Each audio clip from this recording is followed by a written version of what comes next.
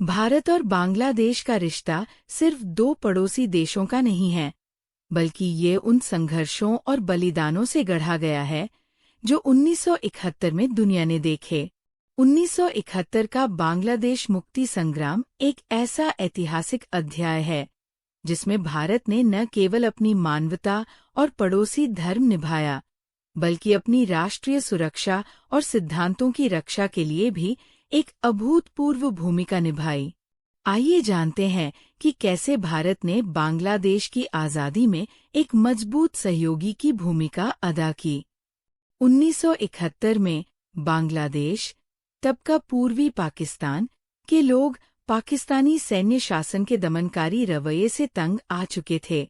सांस्कृतिक, भाषाई और राजनीतिक भेदभाव के चलते पूर्वी पाकिस्तान के लोगों ने पश्चिमी पाकिस्तान से स्वतंत्रता की मांग की। स्थिति तब बिगड़ी जब 25 मार्च 1971 को पाकिस्तानी सेना ने ऑपरेशन सर्चलाइट के तहत पूर्वी पाकिस्तान के नागरिकों पर क्रूर हमले शुरू कर दिए। लाखों लोगों को मारा गया, महिलाओं के साथ अत्याचार हुआ और करोड़ों लोग बेघर हो गए। ये एक मानवीय संकट था जिसने भारत सहित पूरे विश्व का ध्यान खींचा। जब लाखों बांग्लादेशी शरणार्थी भारत के सीमावर्ती राज्यों पश्चिम बंगाल, असम, त्रिपुरा और मेघालय में आने लगे, तो भारत के लिए ये सिर्फ एक राजनीतिक संकट नहीं रहा, यह एक मानवीय आपदा बन गया। उस समय के प्रधानमंत्री श्रीमती इंदिरा गांधी ने शरणार्थियों को शरण देने का निर्णय लिया। करीब 1 करोड़ शरणार्थियों के लिए भोजन, आश्रय और स्वास्थ्य सेवाओं की व्यवस्था करना एक बड़ी चुनौती थी। इसके बावजूद भारत ने इस जिम्मेदारी को निभाने में कोई कसर नहीं छोड़ी। भारत ने केवल मानवीय सहायता तक ही अपनी भूमिका सीमित नहीं रखी। प्रधानमंत्री इंदिरा गांधी ने दुनिया भर का दौरा किया और बांग्लादेश के मुद्दे को अंतर्राष्ट्रीय मंच पर उठाया। उन्होंने अमेरिका, ब्रिटेन, फ्रांस, जर्मनी और सोवियत संघ जैसे प्रमुख देशों को पाकिस्तान की बर्बरता के खिलाफ आवाज उठाने के लिए प्रेरित किया। सोवियत संघ के साथ भारत की मैत्री संधि, treaty of peace, friendship and cooperation ने भारत को ये आत्मविश्वास दिया कि वह पाकिस्तान के खिलाफ किसी भी सैन्य कार्रवाई के लिए तैयार रहे।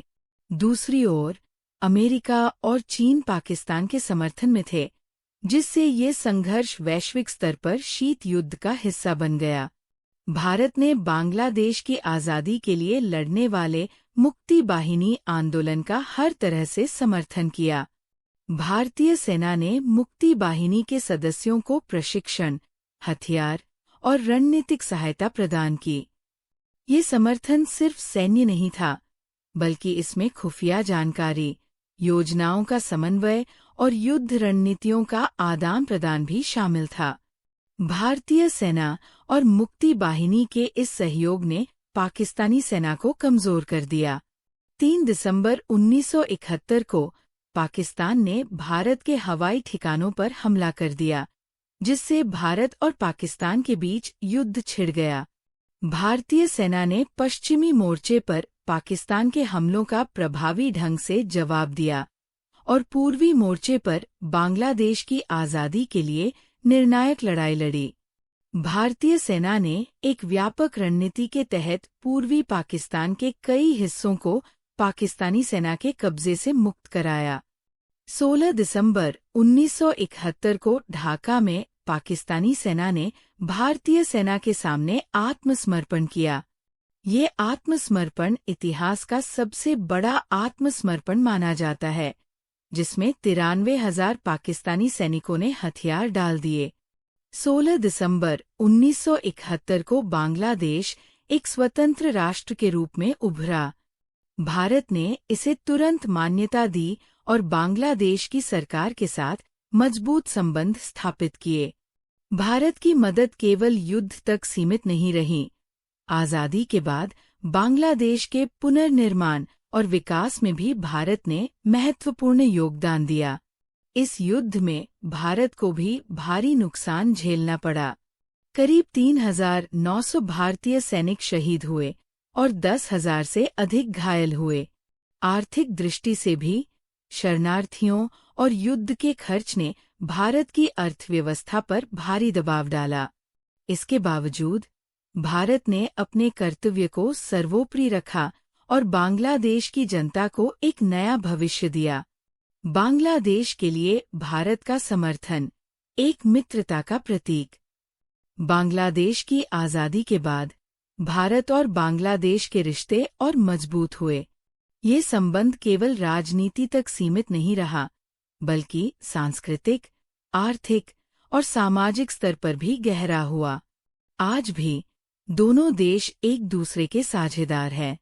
1971 का भारत बांग्लादेश युद्ध केवल एक सैन्य संघर्ष नहीं था, बल्कि ये मानवता, साहस और पड़ोसी धर्म का प्रतीक था।